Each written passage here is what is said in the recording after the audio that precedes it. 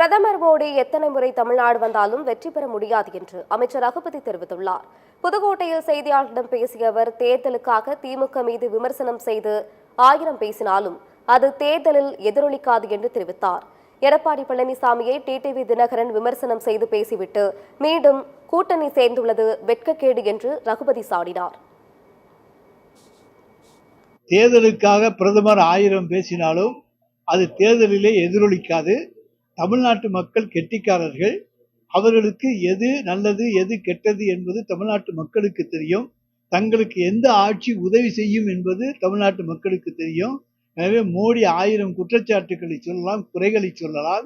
ஆனால் அவர் தனக்கு முன்னாலே இருக்கக்கூடிய தன்னுடைய மாநிலங்களை எல்லாம் பார்த்துவிட்டு, தாங்கள் ஆளுகிற மாநிலங்களை எல்லாம் பார்த்துவிட்டு, அதை விட தமிழ்நாட்டில் ஏதாவது குற்றங்கள் கூட என்று சொன்னார்கள் என்று சொன்னால் அப்பொழுது நாங்கள் பதில் சொல்வோம்.